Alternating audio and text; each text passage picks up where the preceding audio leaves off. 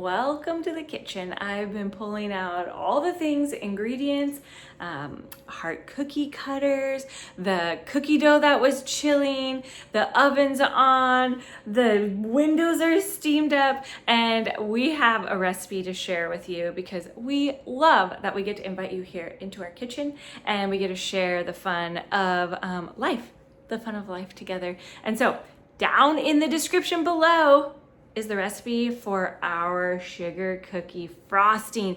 This is something that if you follow us over on Instagram, you've seen thousands and thousands of people are asking us, send us the recipe, give us the recipe. So we're breaking the recipe out of the ebook so that we can give it to you, share it with you, and dive on into the video because we have all the tips for you on how I make it, how I get it to be smooth, how I get it into the bottles, all of the fun so that you can enjoy frosting cookies with your kids. Say goodbye to the bowls with the butter knives. You don't have to do that anymore. I promise you. You can use little frosting bottles or the big frosting bottles, your choice. They come as a set. The link is also below. I got so much goodness for you. So let's dive in. Let's make some sugar cookie frosting together. And here's the cool thing is that it's really, really simple ingredients. Milk, butter, powdered sugar. I need to grab the vanilla, but here's the trick.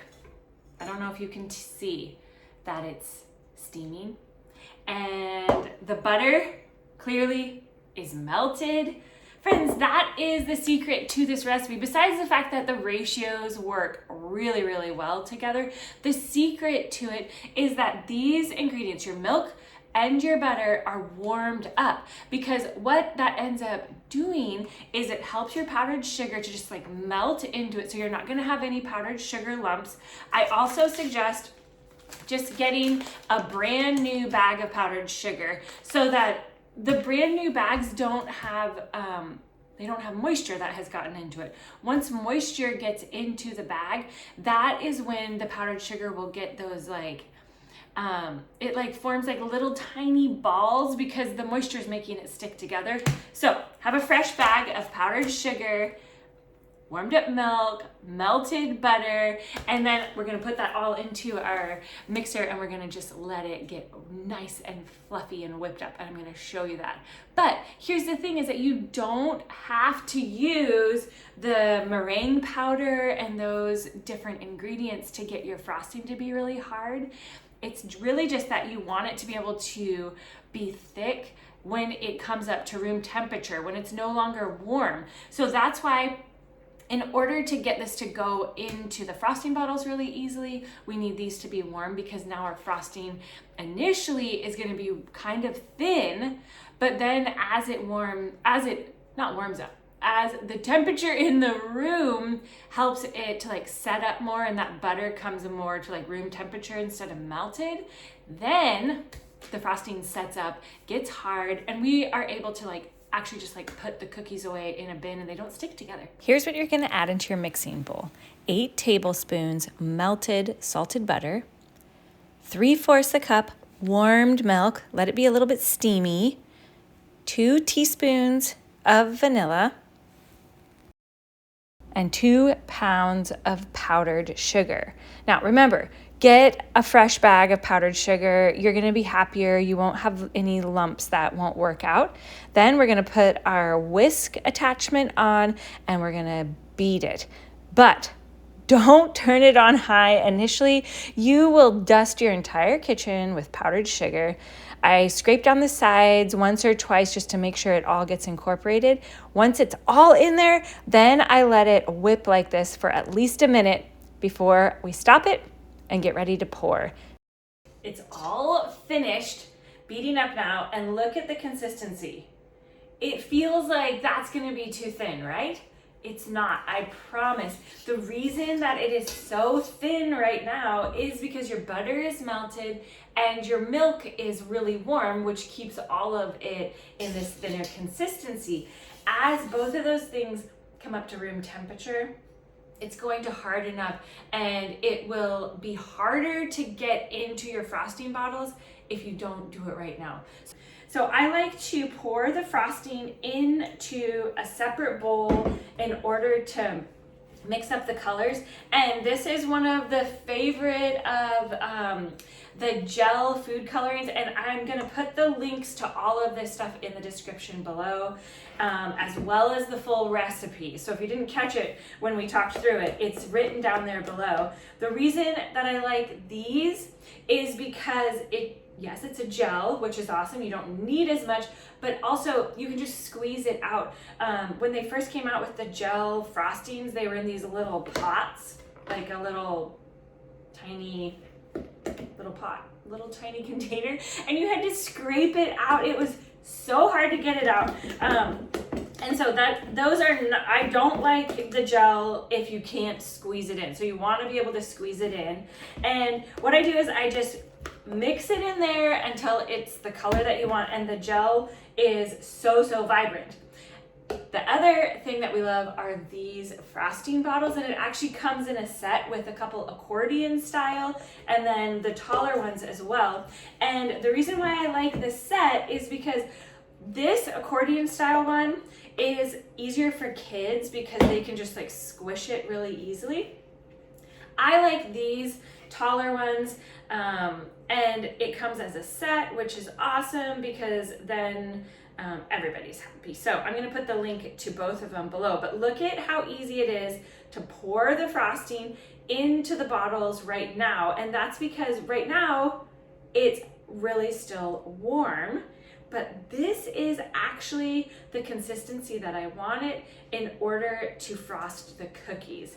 And I like it when it's warmer like this. The kids prefer it when it has set up just a little bit more because it's a little bit easier for them to work with. So this is another reason why it's so helpful to do this ahead of time, because it gives your frosting time to set up a little bit and it won't be as soft and liquidy for your kids to work with.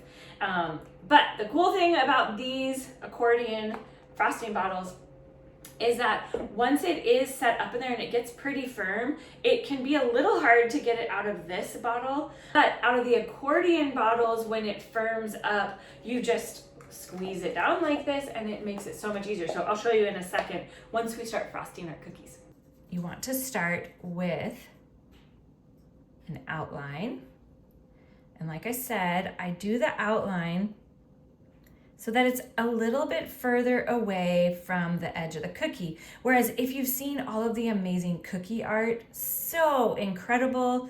I don't do cookie art. I do old-fashioned cookies just like Grandma used to make, and the frosting tastes like that too, and we just have such fun with it. But the trick is that we want to make our line to start a little bit further away from the edge so that it doesn't come off the edge, because look at this.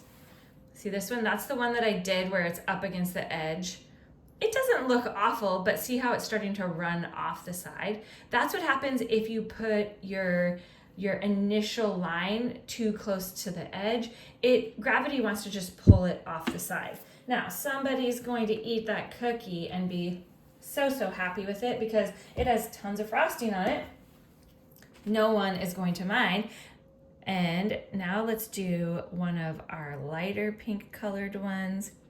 And if we're going to add, let's say I wanted to add another little design in this one, what you want to do is you want to add the design before this frosting begins to set up. So as it begins to set up, if you move it around too much, see how that one looks like it got kind of cracked, the frosting did? That's because the frosting started to set up and then I went like this and I just held it like this. Now the frosting underneath that top layer isn't set up all the way yet, and so it made that top layer begin to crack. It takes the cookies about, I'm gonna say 12 hours to fully set up. I do them on this tray, and then here's the hardest part, is that you have to find somewhere to put them that everyone's not going to eat them straight away. Or maybe the goal is that they eat them straight away. But if you're wanting to save these and set them to the side, and maybe you're going to package them up and give them to somebody, then let them sit out for about 12 hours or overnight, and the frosting is going to harden.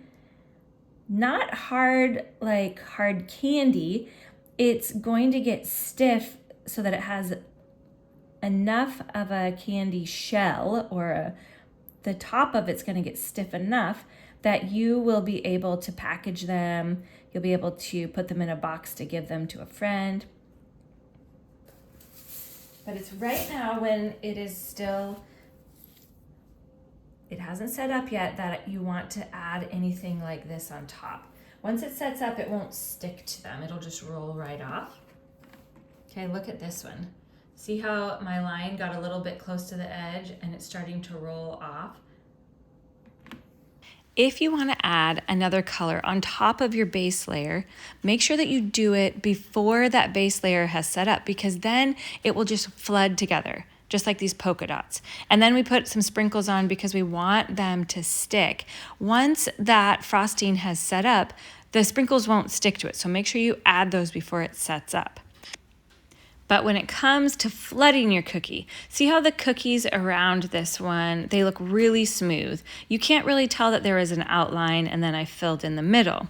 This cookie, remember this one? We did the outline a little bit too aggressively towards the edge and it started to drip off the sides. Well, now it has been sitting here and that outline has completely set up, which causes a little bit of a problem, because if you want to flood the middle is now not going to create this seamless, like where it just melds into the outline. It makes it a little bit lumpy. You can see where I did the outline, and I can't really get the middle to flood really beautifully into the outline. See that? I don't know. It doesn't look quite like the ones around it. But this is a good thing to keep in mind, because maybe you want to do an outline and you want to do different colors. So this is where the outline is really handy, because now I'm going to draw a line and I'm going to set it to the side and not touch it for a few minutes until that outline hardens, because now the colors won't meld together. And you can be as creative as you want to be. Maybe you want to do stripes or you're going to do polka dots. But the thing to keep in mind is, if you draw on the cookie with the frosting and let it set for a little bit, it hardens, and then it allows you to create some different designs because those colors aren't going to bleed together. Now, I wouldn't say this is the most amazing layered heart I've ever done, but you get the idea. You can do really cool designs if you allow the design that you did initially to set up a little bit. But if you want it to flood, do it all in one fell swoop. And that, my friends, is how we frost the cookies. I hope that you have so much fun. Okay, here's a couple tips for you. Number one, our kids loved to take these bottles and just squeeze it straight into their mouths. I bet your kids will too. So here's what I used to do. I would let them squirt a little bit into their mouths because they thought it was so funny. And then they had the urge out of the way and they could actually frost the cookies without just trying to squirt it into their mouths. Number two, your kids will think, if you say, let's make cookies so we can frost them, they will think that's all gonna happen in one day. And so I would always break it up into 3 days, because I did wanna do it with the kids, but it's just not possible to always get this all done in one day. So I would tell them, today we're going to mix up the dough, and everybody would get a little bit of dough and be so happy. And then the next day I'd say, today we're gonna bake the cookies, we're gonna roll them out, and they would get to have fun with the cookie cutters, they'd get to eat a little bit of dough, they'd get to try to roll it out, and that was enough for that day. And then the next day I'd say, we're making the frosting. We wouldn't even necessarily frost the cookies that day, but then we had everything ready so that maybe after dinner that night, we could frost the cookies and it wouldn't be this massive endeavor trying to do all of it at the same time. It all comes down to, what's the goal?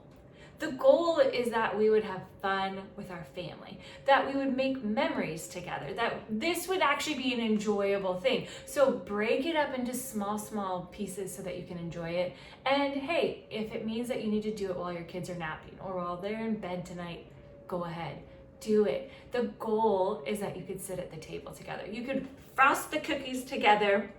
They might look crazy. They might have frosting running all over the table, but that you will have the sweetest memories together.